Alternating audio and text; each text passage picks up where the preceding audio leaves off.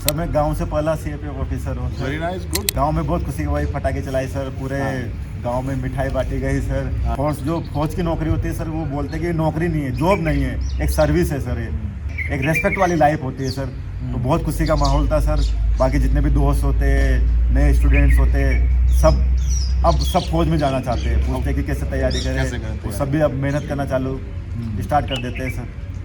सो भूपेंद्र राजस्थान के रहने वाले हैं, 2019 में सीएपीएफ में सेलेक्ट हुए। मैं इनको इंटरव्यू करने के लिए पूरे राजस्थान से करीब 1800 किलोमीटर दूर चल के श्रीनगर आया हूँ। मुझे पूरी उम्मीद है कि आप भूपेंद्र से सुनी गई तमाम बातों का भरपूर फायदा उठाएंगे और खुद अपने सपनों को साकार करेंगे।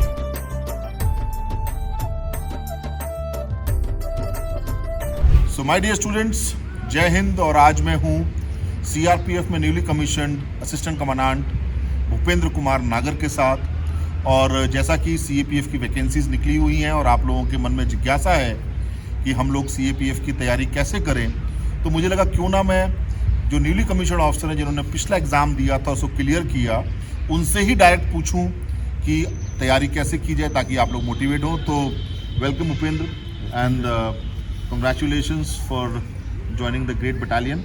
Thank you. सो भूपेंद्र, मैं आपसे ये जानना चाहूँगा बिकॉज तमाम जो हिंदुस्तान के बच्चे हैं और ख़ासकर गांव देहात के जो बच्चे हैं, उन सबके सपने होते हैं, उनकी एस्पिरेशंस हैं कि वो सेना में अधिकारी बने, सीआरपीएफ में जाएं, बीएसएफ में जाएं।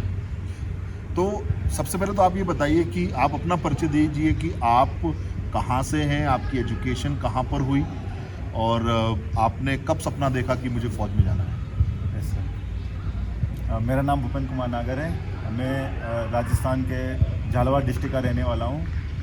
झालावाड़ डिस्ट्रिक्ट में भी सर एक पनवाड़ है सर, उस गांव का रहने वाला हूँ बेसिकली जी। और मेरा जो बेसिक स्कूल था सर 6 से लेकर 12 तक का, वो जवाहर नवोदय विद्यालय से हुआ है सर। Very nice. उसके बाद फिर सर मैंने बीटेक किया है इलेक्ट्रॉनिक्स एंड कम्युनिकेशन इंजीनियरिंग से। तो मैंने वही पढ़ाई के साथ साथ मैं सीडीएस एग्ज़ाम की तैयारी करता था, उसी के साथ मैंने सीएपीएफ के एग्ज़ाम की तैयारी की। लगभग सिलेबस मैचिंग था सर। फिर 2019 सीएपीएफ एग्जामिनेशन में मैं अपेयर हुआ, तो उसमें मेरा 142 ऑल इंडिया रैंक था सर। गुड। सो जब आप गांव में थे और नवोदय स्कूल में आप पढ़े, तो नवोदय स्कूल की बड़ी अच्छी भूमिका रही है बच्चों को शेपअप करने में। सो वहाँ पर स्कूलिंग आपकी कैसी रही और क्या नवोदय स्कूल की स्कूलिंग का बड़ा फैक्टर था कि आपने आर्म फोर्सेस में अधिकारी बनने का सपना देखा? यस सर, नवोदय का बहुत बड़ा योगदान रहा है सर सिलेक्शन होने में। एक तरह से जैसे कि नवोदय में सैनिक स्कूल जैसा ही रूटीन होता है। मॉर्निंग में जैसे 1 घंटा पीटी पक्का होता है सर, तो फिटनेस उसी से रहा है हमेशा के लिए। और शाम को भी 1 घंटा गेम पीरियड होता था, तो उससे भी अपने आप को फिट रखने में बहुत मदद की है। और उसके अलावा वहाँ पर जो टीचर्स होते थे वो अच्छे होते थे सर। तो टीचर्स की पढ़ाई जैसे कि सबसे अच्छा होता है कि सर जो एक्स्ट्रा करिकुलर एक्टिविटीज़ होती है, पब्लिक स्पीकिंग, जो डर का ख़त्म होता है। क्योंकि जब हम किसी भी अच्छे एग्ज़ाम के लिए जाते हैं, ग्रुप ए का जो एग्ज़ाम होता है उसमें इंटरव्यू पक्का होता है सर। जैसे कि सीडीएस, एनडीए, एफकेट में एसएसबी इंटरव्यू होता है और सीएपीएफ में यूपीएससी एक इंटरव्यू कंडक्ट करती है। तो वहाँ पर जो हमारा स्पीकिंग का रोल होता है उसके लिए हमें पार्टिसिपेट करना ज़रूरी होता है। कहीं भी स्टेज में जो भी प्रोग्राम हो, पब्लिक स्पीकिंग का हो, डिबेट का हो, डांस हो, सिंगिंग हो या जो भी हो, तो हमें स्टेज पे, तो नवोदय था तो उसने हमें फिट भी रखा और स्टेज पे जाने की बहुत सारी अपॉर्चुनिटी भी स्कूल में प्रोवाइड होती थी। बाकी वहाँ के जो क्वालिटी टीचर होते हैं, लगभग जो 6 से लेकर जो 12 तक का सब्जेक्ट होता है, अधिक एनडीए में तो खासकर वही आता है सर, कुछ भी बाहर से आता नहीं है। लगभग 6 से 12 का जो है वही एग्ज़ाम का पार्ट होता है। बाकी का सीडीएस और सीएपीएफ में थोड़ा एक्स्ट्रा पढ़ना पड़ता है, कुछ अलग से बुक्स। तो अगर हमने बेसिक अच्छा है तो बहुत मदद मिलती है। तो मेरा लगभग बेसिक पूरा नवोदय ने ही बहुत बड़ा योगदान रहा है सर। तो यही मैं हमेशा पेरेंट को कहता हूँ। और नवोदय स्कूल या ऐसे स्कूल जहाँ पर एक्स्ट्रा को करिकुलर एक्टिविटीज़ होती है, जैसे मैं खुद केंद्रीय विद्यालय केवी में पढ़ा हूँ, सो केवी हो गए, नवोदय हो गए, सैनिक स्कूल हो गए, तो ये आपको शेपअप करती हैं। बिकॉज देखिए मेरा हमेशा से मानना है कि आप रातों रात अधिकारी वाले गुण नहीं ला सकते सर। आपको बरसों से, आप जब ऐसे माहौल में रहते हैं, आप पढ़ाई करते हैं, आपके इर्द गिर्द एक एटमॉस्फेयर है, तो वो बड़ा मोटिवेटिंग रहता है। और नवोदय स्कूल मैंने देखा है कि बहुत हिंदुस्तान के लिए और जो गांव के बच्चे हैं उनके लिए बेनिफिशियल है, बिकॉज वहाँ पर जो वो तो खैर एक अलग मुद्दा हो जाता है नवोदय स्कूल के बारे में बात करने के लिए। तो अब मैं तुमसे भूपेंद्र एक चीज़ जानना चाहूँगा कि CAPF की अगर मैं पर्टिकुलर बात करूँ, जैसा तुमने बताया कि आप बेसिकली CDS की तैयारी कर रहे थे और अपने CAPF में आप अपीयर हुए,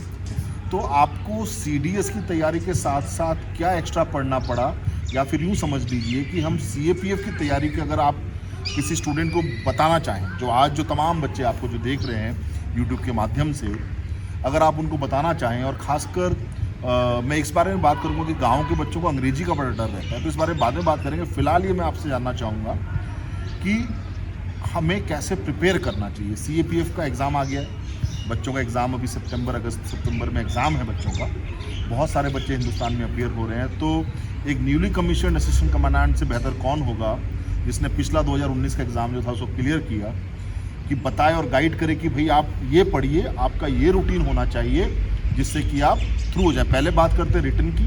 रिटन में हम पेपर 1 और पेपर 2 दोनों की बात करेंगे, और फिर हम सब्सिक्वेंट जो पर्सनल इंटरव्यू उसके बारे में बात करेंगे। तो मुझे भूपेंद्र आप बताएं कि रिटन को क्लियर करने के लिए CAPF का एग्ज़ाम है या CDS का भी है, मान लीजिए, एक नौजवान लड़के का जो सपने देखता है सेना में जाने के लिए, उसका क्या रूटीन होना चाहिए पढ़ाई को लेकर? CAPF का सर जो जैसे कि पेपर 1 होता है सर, दो पेपर होते हैं basically, paper 1 paper 2। Paper 1 objective रहता है, पेपर 2 रिटर्न रहता है सर। इंग्लिश लगभग इंग्लिश आता है सर, ऐसे डिबेट ग्रामर 20 मार्क्स का आता है आउट ऑफ 200 ओनली जी। तो दो पेपर, तो पहला जो पेपर होता है लगभग वो CDS से मिलता जुलता ही है सर। CDS हो गया, या फिर NDA की जो GK होती है लगभग उसी से मिलता जुलता होता है सर। तो अगर हमें पेपर 1 की जो तैयारी करनी है उस हिसाब से देखें तो लगभग पेपर 1 का जो अधिकतर जो जनरल नॉलेज होती है वो 6 से लेकर 12 तक की जो NCERT होती है लगभग उसी में से आता है। थोड़ा बहुत 20-30% लगभग बाहर से आता है। तो हर सब्जेक्ट की, जैसे लक्ष्मीकांत होती है पॉलिटिक्स की, ज्योग्राफी कुछ बुक्स होती है, तो उसका लगभग 20 थोड़ा बहुत कवर कर लो, कवर हो जाता है। बेसिकली NCERT है सर, बेसिकली NCERT है, करंट अफेयर्स थोड़ा आपको, और बाकी हाँ करंट अफेयर अलग से आता है। जैसे मैथमेटिक्स रहेगा वो लगभग 9-10 का ही मैथमेटिक्स होता है। जो साइंस होता है वो भी 9-10 का ही साइंस होता है सर। और जो जनरल नॉलेज है वो 6 से लेके 11-12 का ही जो जनरल नॉलेज होता है वही जनरल नॉलेज होता है। बाकी हल्का फुल्का बाहर से होता है, तो टीचर्स जो होते हैं वो कंप्लीट करा देते हैं हमको इतना। तो अगर हम 6 क्लास में हैं तो उसी पे स्टूडेंट, जैसे 6 क्लास में नया नया आता है तो 6 का अच्छे से पढ़े, 7 का अच्छे से पढ़े, 8 का अच्छे से पढ़े, 9 का अच्छे से पढ़े, 10 का अच्छे से पढ़े, 11 का अच्छे से पढ़े, तो उसको लगभग दूसरे एग्ज़ाम की तैयारी करने के भी मतलब बाहर से इतना अधिक पढ़ने की ज़रूरत भी नहीं रहेगी। बाकी जब 11th-12th में आता है या बाद में आता है तो उसी पे एक्स्ट्रा जब फ्री हो जाएगा तो उसी पे एक्स्ट्रा टाइम देके उन्हीं चीज़ों को बार बार रिवीजन करें। क्योंकि जब हम क्लास में होते तो लगभग हम पढ़ते ही अच्छे से, और जब हम एग्ज़ाम से पहले की बात आती तो फिर हमें केवल रिवीजन करना पड़ेगा, क्योंकि ऑलरेडी हम जब क्लासेस में थे या इससे पहले हम कवर कर चुके हैं NCERTs को, तो उसमें मदद मिलता है। तो पेपर 1 में सबसे अहम रोल रहेगा जो हमारी NCERTs है। तो हमें जो भी क्लास होती है उस पर ध्यान देना है हमेशा के लिए। जो भी अगर नए स्टूडेंट है उनको तो देना ही है, या जो अगर ग्रेजुएशन में नए से स्टार्ट कर रहा है तो उनको भी NCERT पक्का पढ़ना चाहिए। तो बेसिकली 2 बातें हो गई कि एक तो उन बच्चों के लिए जो कि अभी 6-7 में पढ़ रहे हैं, 7th में, तो उनको भैया तुम अभी से पढ़ना शुरू कर दो अपनी क्लास में, ध्यान दो क्लास में। और अब हम कुछ ऐसे जो हमारे जैसे कि हमने स्कूल में तो ध्यान दिया नहीं, तो अब है कि NCERT की किताबें ले लो सारी, 6वीं से लेके 7वीं से लेके पूरी पढ़ डालो, बेसिक क्लियर कर लो, और फिर कॉम्पिटिटिव एग्जाम की स्ट्रॉन्ग तैयारी कर लीजिए। तो बिल्कुल सही कहा आपने। और पेपर 1 में जो दूसरा अहम रोल आता है सर, वो आता है सर लास्ट ईयर के पेपर का। तो जो CAPF हो गया, जैसे कि उसके जो लास्ट ईयर के पेपर हमें कम से कम सर लास्ट के 5 ईयर के पेपर पक्का लगाने चाहिए सर। ज़्यादा पुराने की ज़रूरत नहीं है, क्योंकि अब ट्रेंड चेंज हो रहा है। तो जो CAPF एग्ज़ाम है वो भी UPSC कंडक्ट कराती है, जो CDS है वो भी UPSC कंडक्ट कराती है, और NDA जो है वो भी एक तरह UPSC कंडक्ट कराती है। तो तीनों के जो जनरल नॉलेज के क्वेश्चन है, CDS की तो मैथमेटिक्स भी रिपीट हो जाती है लगभग, कभी कभी कुछ क्वेश्चन उसी पैटर्न के आते हैं। बाकी NDA की जनरल नॉलेज और CDS का जो इंग्लिश होता है, CDS कंप्लीट और CAPF वो लगभग कॉमन है। तो हमें 5 साल के CAPF के, 5 साल के CDS के और NDA के जो जनरल नॉलेज होती है वो। 5 साल की, वो क्वेश्चन हमें प्रैक्टिस करना है सर, पूरे सोल्व करना है।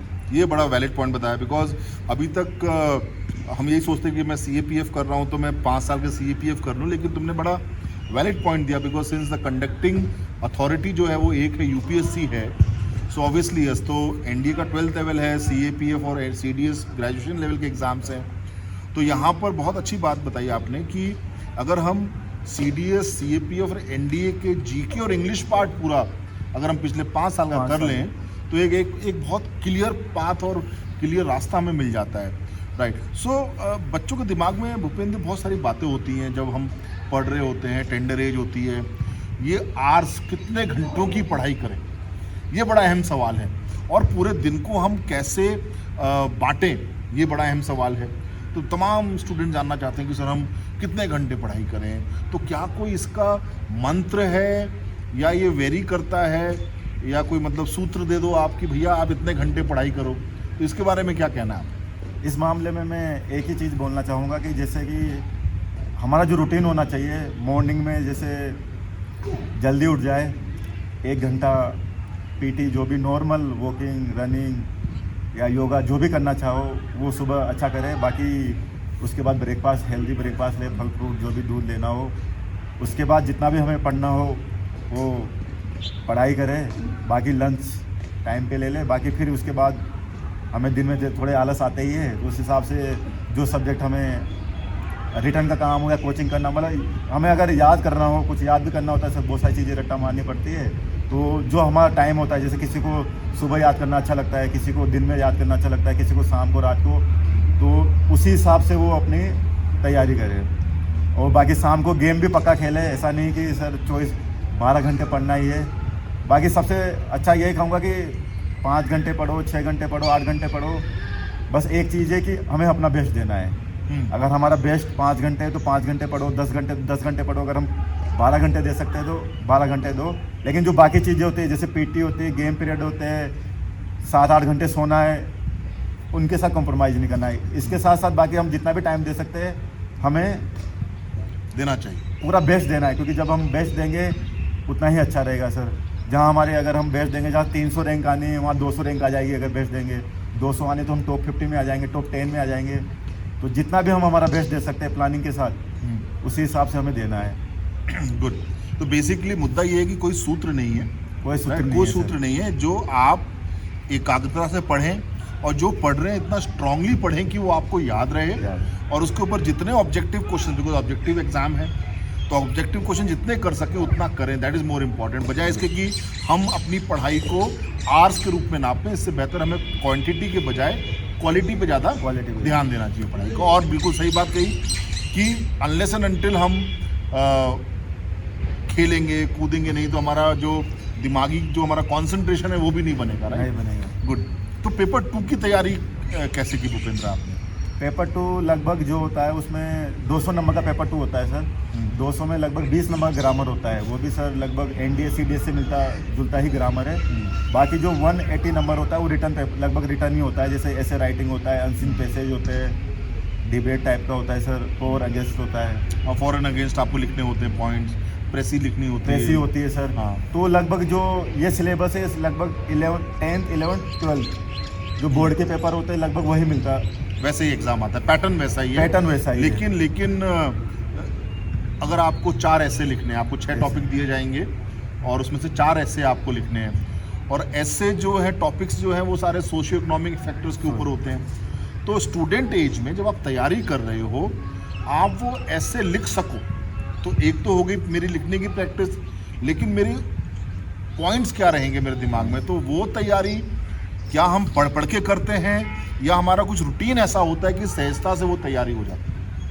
तो क्या जैसे कुछ बच्चे बोलते हैं कि सर हम तो न्यूज़ चैनल देखते हैं, तो आपका इस बारे में क्या कहना है? जैसे कि इंग्लिश का पेपर अटेंड करने के लिए वैसे 2 चीज़ों की रिक्वायरमेंट है। एक है कि बेसिक इंग्लिश आनी चाहिए, इतनी एडवांस की बोला। ग्रामर जैसे 20 नंबर का आता है वो भी सब लगभग एवरेज ग्रामर होता है, बाकी सब रिटर्न का है। तो रिटर्न में हम सामने वाले को हमें मैसेज पहुंचाना है कि हमने ये लिखा कंटेंट, तो उसके लिए केवल सिंपल बेसिक हमें बेसिक इंग्लिश आनी चाहिए।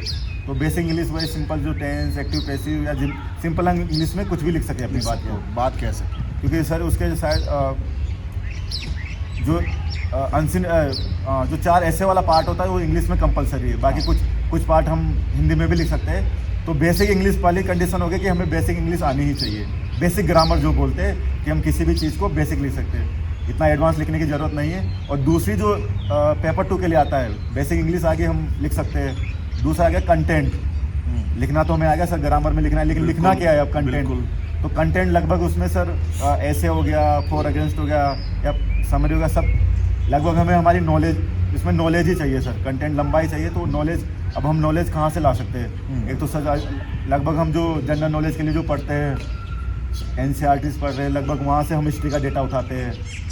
अगर कुछ ज्योग्राफी रिलेटेड कुछ अगर ऐसे आ गया तो हम, जैसे कि एनवायरनमेंट संबंधित आ गया तो वो ज्योग्राफी से उठा लेते कंटेंट। कुछ इकोनॉमी रिलेटेड कोई टॉपिक आ गया अगर, तो हम उसको हमारे जो NCERT से उसके, तो जो हमारे जनरल नॉलेज की हम तैयारी कर रहे हैं तो कुछ 50% कंटेंट तो हमें वही प्रोवाइड करा देता है सर। कुछ कंटेंट हमको जो पेपर 2 के लिए कंटेंट होता है वो हमें करंट अफेयर की, बेसिकली जो बहुत अधिकतर जो पेपर 2 का कंटेंट होता है सो करंट अफेयर का होता है सर। तो अगर हम करंट अफेयर की तैयारी कर ही रहे पेपर 1 के लिए, तो वो कंटेंट ही हमारे लिए उसके लिए इम्पोर्टेंट हो जाएगा, वही काम उधर उसमें काम आ जाता तो है। यहाँ मुझे लगता है कि बच्चों को बजाय करंट अफेयर्स के MCQ सॉल्व करने की बजाय करंट अफेयर्स में पूरा डिटेल पढ़ना चाहिए। ये सर, तो यहाँ पर ये सबसे अच्छा रोल आ जाता है कि हमें पेपर 1 के लिए तो सब फैक्ट पढ़ने हैं, और पेपर 2 के लिए हमें कंटेंट पढ़ना है कि उसके फायदे क्या है, उसके नुकसान क्या है, या उसके कौन कौन से साइड से, जितने भी डिफरेंट साइड होते हैं तो उसकी रीडिंग मानना जरूरी होता है। तो उसके कंटेंट के लिए NCERT सोर्स हो गया, जो स्टैटिक नॉलेज होता है वो लगभग हमें बुक से मिल जाता है। करंट अफेयर से हमें जो नॉलेज मिलेगा वो सर एडिटोरियल पेज होता ही है सर, कुछ भी न्यूज़पेपर हो गया सर, कुछ मैगजीन्स होती है जो किसी भी टॉपिक पे, जैसे कुछ भी नया टॉपिक आया तो उसके बारे में पूरी डिटेल देते हैं कि बैकग्राउंड क्या है, उसके नुकसान क्या होंगे, फ़ायदे क्या होंगे, गवर्नमेंट क्या पॉलिसीज ला रही है। तो हमें एक मैगजीन पढ़नी चाहिए, एक न्यूज़पेपर, तो न्यूज़पेपर से हमारा दोनों काम हो जाता है लगभग। पेपर 1 में करंट अफेयर तैयार हो जाती है और पेपर 2 के ऐसे पेपर 2 के ऐसे हो जाते हैं सर। बाकी अगर किसी को अगर ऑनलाइन देखने का शौक आदत हो तो अगर आधा घंटा 1 घंटे सर लगभग डिबेट आती है न्यूज़ चैनल शाम को, लगभग आधे घंटे के लिए 1 घंटे के लिए, जैसे राज्यसभा लोकसभा पर तो अच्छा आता ही है, बाकी कुछ चैनल भी, तो वहाँ से भी हमें जितने भी साइट्स होते हैं वो सब अच्छे अच्छे पॉइंट निकल के आते हैं। तो जो केवल जो फेमस ट्रेंडिंग टॉपिक है सर पेपर 2 में अलग, वही अधिकतर हमें कवर करने हैं। टॉपिक कवर करना, भटकना नहीं है कि इतना टाइम होता नहीं है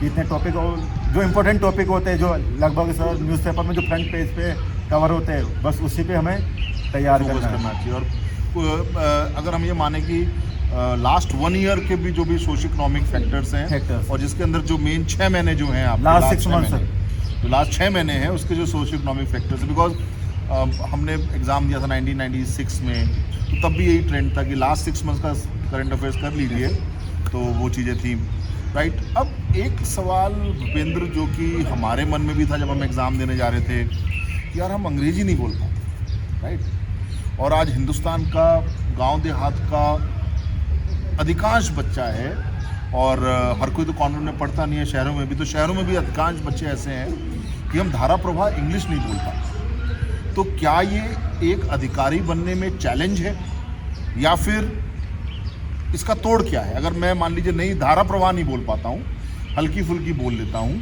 तो मुझे किस सिरे से तैयारी करनी चाहिए? बिकॉज इंटरव्यू तो होगा, आपने एक बार रिटन एग्जाम दिया, आप मेरिट में आ गए, तो इसकी अगली कड़ी क्या है? इंटरव्यू है। तो इंटरव्यू के बारे में कुछ बताइए, और खासकर 2 बातें करेंगे इंटरव्यू में। एक तो इंटरव्यू की आपकी तैयारी कैसी होनी चाहिए, तैयारी कैसे करें। दूसरा, मेरी जो ये लिमिटेशन है तो तमाम बच्चों के दिमाग में कि इसको दूर कैसे करें, या ऐसे डरें घबराएं, अपना सपना छोड़ दें या आगे बढ़ें। इंटरव्यू के बारे में बोलना चाहूँगा, जैसे लैंग्वेज का तो कोई इशू ही नहीं है, हम इंटरव्यू हिंदी में भी दे सकते हैं, इंग्लिश में भी दे सकते हैं, या दोनों को मिक्स भी कर सकते हैं। तो लैंग्वेज का वहाँ पर इतना इशू होता नहीं है। मेन इंटरव्यू के लिए इम्पोर्टेंट है हमारे लिए नॉलेज, जो कंटेंट हम क्या बोल रहे हैं वो, और एक हमारा कॉन्फिडेंस। ये 2 चीज़ें सबसे ज़्यादा हमारे लिए इम्पोर्टेंट है। बाकी लैंग्वेज का तो कोई इशू है नहीं सर। तो कॉन्फिडेंस गेन करने के लिए तो प्रैक्टिस ज़रूरी है सर। तो प्रैक्टिस अगर 6th क्लास में, 7th में, 9th में, 11th में या कॉलेज में है तो सबसे अच्छा उसका है कि हमें प्रैक्टिस करनी है। तो पब्लिक स्पीकिंग, डिबेट, स्टेज पे जाने का जितना भी मौका मिले हमें पार्टिसिपेट करना है, चाहे हमें क्लास में मिले, कॉलेज में मिले, या अगर हम कहीं भी कोचिंग ले रहे हैं अकेडमी में जहाँ भी, तो हमें पब्लिक स्पीकिंग की हमेशा प्रैक्टिस करनी है, चाहे वो हिंदी में हो चाहे इंग्लिश में हो। तो प्रैक्टिस हमें धीरे धीरे हमको कॉन्फिडेंस दे देती है। बिल्कुल बिल्कुल। और बाकी जो इंटरव्यू होता है उसके भी मॉक टेस्ट होते हैं, तो वो भी एक तरह से प्रैक्टिस है, तो वो भी हमें कॉन्फिडेंस देता है। तो एक तरह से कॉन्फिडेंस तो हमारा कवर हो जाता है। अब बचा कंटेंट, जो नॉलेज होता है। तो CAPF का जो इंटरव्यू होता है उसमें 4 मेंबर होते हैं। तो 4 मेंबर लगभग जो चार मेंबर होते हैं, सब वो अलग अलग फील्ड से ही क्वेश्चन पूछते हैं। तो जैसे कि जो पहला मेंबर रहेगा, जो उनका हेड रहेगा, वो लगभग हम एक फॉर्म, डिटेल एप्लीकेशन फॉर्म होता है, डेप बोलते हैं सर, उसको भरवाते हैं। वो that is a personal information होती है उसके अंदर। PI सर, जैसे में PIQ भरते हैं, PIQ फॉर्म होता है SSB वैसे ही, में। हाँ, तो ऐसा इसमें डेप बोलते हैं, डिटेल एप्लीकेशन फॉर्म। एक फॉर्म होता है जो हम कहाँ के रहने वाले, हमने एजुकेशन क्या की है, कौन कौन से अचीवमेंट है, हमारी हॉबीज़ क्या है, उस फॉर्म में लगभग ये डिटेल होती है। तो जो पहला मेंबर रहेगा वो अधिकतर डेप से ही सबके हाथ में डेप होता है, तो वो पहला मेंबर जो रहेगा लगभग डेप से ही जनरली क्वेश्चन पूछता है कि जैसा कि हम झालावाड़ के रहने वाले, जैसे किस ज़िले से रहने वाले, राजस्थान के रहने वाले जैसे, तो राजस्थान के बारे में पूछ लेगा। राजस्थान से करंट अफेयर के जो कुछ पॉलिटिक्स में मुद्दे चल रहे हो, या राजस्थान में कौन से इशू है, क्या है, राजस्थान की क्या स्थिति है, या ज्योग्राफी रिलेटेड पूछ लेगा कि तुम्हारा यहाँ पर, जैसे मुझसे पूछा था कि तुम्हारा वहाँ का कौन कौन सी क्रॉप्स होती है, या ट्रेड पूछ लेंगे, क्या क्या ट्रेड होता है, इकोनॉमी तुम्हारे डिस्ट्रिक्ट की क्या है, बिल्कुल, या लिटरेसी रेट के बारे में पूछेंगे। जैसे भी तो मोटे तौर पे आपके इलाके की अवेयरनेस तो आपको होनी चाहिए, हमारे इलाके की होनी चाहिए, हमारे राजस्थान की होनी चाहिए सर, तो देश की होनी चाहिए, देश दुनिया की तो होनी चाहिए। पहला मेंबर अधिकतर हमारा उस फॉर्म से रिलेटेड ही पूछता है। फिर जो दूसरा मेंबर होता है, लगभग वो जो क्वेश्चन पूछता है वो लगभग हमसे पूछ लेता है हमारे स्कूलिंग या फिर ग्रेजुएशन से रिलेटेड। जैसे मैंने बीटेक किया था, तो फिर आपसे बीटेक के सवाल, तो मुझसे लगभग टेक्निकल क्वेश्चन पूछ लेगा। एकदम बेसिक क्वेश्चन होते हैं कि हमें कोई फैक्ट नहीं, कोई सोल्व करने की ज़रूरत नहीं है, सिंपल नॉलेज। जैसे मैं इलेक्ट्रॉनिक्स एंड कम्युनिकेशन इंजीनियरिंग का था, तो मुझसे पूछ लेंगे कि मोबाइल कैसे काम करता है, जैसे हमारा मोबाइल का होता है, या रडार कैसे होता है, या फिर उसी बीटेक से संबंधित पूछ लेंगे जो तुम्हारी टेक्नोलॉजी होती है, तुम्हारी एजुकेशन होती है, उसको तुम इस फील्ड में कैसे यूज करो। सबसे अच्छा क्वेश्चन उसका, सबसे इंपॉर्टेंट क्वेश्चन ये होता है कि जो आप बैकग्राउंड लेके आ रहे हैं, पहली बात तो आप बीटेक इंजीनियर है, तो आप आर्म फोर्सेस में क्यों आ रहे हैं, और अगर आ रहे हैं तो आप कैसे इस नॉलेज को वहाँ ले जाके उपलब्धि लेके आओगे। तो सब बेसिक क्वेश्चन हो गए, इसको कैसे यूज करोगे, या अभी कौन कौन सी नई टेक्नोलॉजी है तुम्हारी फील्ड में।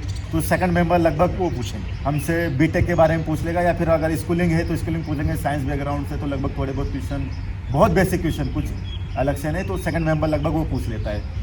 और जो थर्ड मेंबर होता है लगभग उसका, तो साइकोलॉजिस्ट रहता है, वो हमारे कैरेक्टर का पता लगाना चाहते हैं कि हम बेईमान आदमी हैं, अच्छे आदमी कैसे है, तो वो कंडीशन सिचुएशन क्वेश्चन देता है सर, सिचुएशन रिएक्शन टेस्ट। जैसे कि तो इसमें कोई आपको, जब आप रिटर्न में जब आप मेरिट में आए, तो उसके बाद आपका पर्सनल इंटरव्यू होगा जिसको पर्सनैलिटी टेस्ट बोलते हैं, तो उसमें कुछ स्टेजेस हैं या वो एक ही दिन होगा? It's a kind of, because SSB के अंदर तो करीब 4 से 5 दिन का प्रोसेस है। सबसे पहले स्क्रीनिंग हो जाती है, अगर आप स्क्रीन आउट हो गए तो कुछ भी नहीं है, स्क्रीन इन हुए तो फिर आप पूरे प्रोसेस के थ्रू जाते हैं, फिर साइकोलॉजी टेस्ट होते हैं, GTO टास्क होते हैं, दुनिया भर के टास्क होते हैं वहाँ पर, और पर्सनल इंटरव्यू भी होता है। सो CAPF में जो पूरा का पूरा जो पर्सनैलिटी टेस्ट है, शायद वही बोलते हैं पर्सनैलिटी टेस्ट बोलते हैं, तो वो एक दिन का प्रोसेस है या उसमें भी कुछ रिटर्न होता है, क्या होता है उसका? ये पर्सनल इंटरव्यू बोलते हैं, इंटरव्यू है वो सिंपल सर। तो 4 मेंबर बैठे होते हैं, मुश्किल से सर ये 10 से लेके आधे घंटे का इंटरव्यू होता है, और कुछ नहीं होता, बस इतना ही होगा। SSB के अंदर भी एक इंटरव्यू का पार्ट होता है सर। हाँ। तो सिंपल पर्सनल इंटरव्यू जो होता है, तो सेम केवल इतना ही होता है और कुछ नहीं सर। तो चलिए गुड, तो ये क्लैरिटी होगी सबको कि CAPF के अंदर जो पर्सनैलिटी टेस्ट है उसके अंदर आपको एक दिन बुलाया जाएगा, आप मेरिट में हैं तो, और आपका 4 लोगों का पैनल होगा और वो आपका इंटरव्यू लेगा। तो हम वापस चलते हैं थर्ड मेंबर के पास, जो पैनल के हैं, वो आपने बताया साइकोलॉजिस्ट होता है। तो हमको कुछ भी कंडीशन देते हैं, बोलते हैं कि करप्शन के बारे में कि तुम्हारा क्या विचार है, या हमारी लाइफ के बारे में बताएंगे तुम्हारी क्या नेगेटिव पॉइंट्स है, ये हमारे बारे में जानना चाहते हैं कि हम किस टाइप के इंसान है। आप अंदरूनी किस प्रकार के, आपने रिटर्न तो अच्छा दे दिया आपने पढ़ के, लेकिन आप बिकॉज आर्म फोर्सेस में तो अगर आपका बेसिक इंटेंट स्ट्रांग नहीं है, Basic intent. तो आप तो आर्म फोर्सेस ऑफिसर बन ही नहीं सकते। बन ही नहीं सकते। सो और फिर चौथा मेंबर का अब जो चौथा मेंबर होता है लगभग वो सर डिफेंस का मेंबर रहता है सर, या तो पुलिस का मेंबर होगा, आर्मी का मेंबर होगा, लगभग जनरली ऐसा देखा जाता है, एक दो मेंबर अलग हो सकते हैं। तो चौथा जो डिफेंस का मेंबर होगा वो डिफेंस के बारे में पूछेगा कि जैसे कि इसमें चॉइस होती है सीएपीएफ में 5 फोर्सेस होती है sir, CRPF, BSF, CISF, SSB, ITBP. तो उसमें प्रेफरेंस होती है सर कि सबसे पहले आपकी कौन सी फोर्स ज्वाइन करना चाहते हो, सीआरपीएफ ज्वाइन करना चाहते हो, क्या ज्वाइन करना चाहते हो। तो वो डिफेंस रिलेटेड क्वेश्चन पूछता है कि सीआरपीएफ क्यों ज्वाइन करना चाहते हो, सीआरपीएफ का स्ट्रक्चर क्या है, सीआरपीएफ क्या क्या काम करती है, तुम्हारा क्या क्या रोल होगा, तुम क्या क्या करोगे सर, बाकी कि तुम डिफेंस क्यों ज्वाइन करना चाहते हो। तो वो डिफेंस रिलेटेड ही अधिकतर सवाल क्वेश्चन पूछता है सर। तो बेसिकली जो ये पर्सनैलिटी टेस्ट है, ये एक प्रकार का इंडिविजुअल का फिटमेंट टेस्ट है ऑर्गेनाइजेशन के लिए, और उसका अडेप्टेबिलिटी टेस्ट है कि जब हम किसी इंडिविजुअल को सिलेक्ट कर रहे हैं तो पहली बात तो उसका फिटमेंट है कि नहीं है, और क्या वो नई सिचुएशन में जाके अडेप्ट कर पाएगा कि नहीं कर पाएगा। तो वो जो पैनल होता है वो डिस्कस करके और समझ के इंडिविजुअल को इंटरव्यू करता है, और उसके बाद में अपनी वो रिपोर्ट देता है और अल्टीमेटली सिलेक्शन होता है। तो गांव में कैसा माहौल था जब तुम सेलेक्ट हो गए? तो तुम्हारे गांव से कितने और सीएपीएफ में ऑफिसर हैं? सर मैं गांव से पहला सीएपीएफ ऑफिसर हूँ। Very nice, good. सो और तो कैसा माहौल हुआ जब सेलेक्ट हुआ, मेरिट में नाम आया, क्या किया, क्या उत्सव मनाया, कैसा किया, वो बताइए जरा। गांव में बहुत खुशी हुई, पटाखे चलाए सर, पूरे गांव में मिठाई बांटी गई सर, और बहुत खुश हुए सर। ये एक यूनिफॉर्म की जो एक तरह से फौज की नौकरी होती है सर, वो बोलते हैं कि नौकरी नहीं है, जॉब नहीं है, एक सर्विस है सर ये। तो देशभक्ति तो गांव वाले बहुत मोटिवेट है। यूनिफॉर्म मुझे भी सर सबसे ज़्यादा अच्छा लगा, घर वालों को अच्छा लगा कि एक रेस्पेक्ट वाली लाइफ होती है सर। तो बहुत खुशी का माहौल था सर। बाकी जितने भी दोस्त होते, नए स्टूडेंट्स होते, सब फौज में जाना चाहते हैं, पूछते हैं कि कैसे तैयारी करें, तो सब भी अब मेहनत करना चालू स्टार्ट कर देते हैं सर। गुड। और फिर वापस अपने स्कूल गए सिलेक्ट होने के बाद में? अभी स्कूल जाना नहीं हुआ सर, उसके बाद ट्रेनिंग में चले गए, ट्रेनिंग में बिजी सर, फिर उसके बाद अभी इधर आ गए सर। अब जब भी नेक्स्ट छुट्टी में टाइम मिलेगा सर स्कूल पक्का जाएंगे सर, क्योंकि इसमें बहुत बड़ा योगदान है सर स्कूल का। बिल्कुल। सो भूपेंद्र राजस्थान के रहने वाले हैं, 2019 में सीएपीएफ में सेलेक्ट हुए, और मैं इनको इंटरव्यू करने के लिए पूरे राजस्थान से करीब 1800 किलोमीटर दूर चल के श्रीनगर आया हूँ, और यहाँ पर मैं इनसे मिला और इनका इंटरव्यू ले रहा हूँ। और मुद्दा यही है कि कैसे इनकी सफलता से आप सभी बच्चे मोटिवेट हों और तैयारी करें ज़ोर शोर से। भूपेंद्र ने यही बताया कि पैटर्न आपके अनुरूप होना चाहिए, आप अपना बेस्ट दें और अपने प्रति ईमानदार रहें, अपने माता पिता के सपनों को सजग करें, अपने सपनों को देखें और जी तोड़ मेहनत करें, और केवल किताबी कीड़े ना बने। आप इर्द गिर्द में क्या चल रहा है, समाज में, सामाजिक व्यवस्था में क्या चल रहा है, राजनीतिक व्यवस्था में क्या चल रहा है, देश दुनिया में क्या चल रहा है, इस पर पूरी नज़र रखें, क्योंकि अधिकारी बनने की तैयारी एक दिन में नहीं होती, उसके लिए बरसों लग जाते हैं। और मैं बहुत खुश हूँ आज एक यंग ऑफिसर से मिलकर, और मुझे पूरी उम्मीद है कि आप भूपेंद्र से सुनी गई तमाम बातों का भरपूर फ़ायदा उठाएंगे और खुद अपने सपनों को साकार करेंगे। थैंक यू भूपेंद्र, बहुत अच्छा लगा तुमसे बात करके, और खुशी हुई, और सबसे बड़ी खुशी ये हुई कि देश के गांव के बच्चे ये सपना देखते हैं कि उन्हें अधिकारी बनना। Good, God bless you.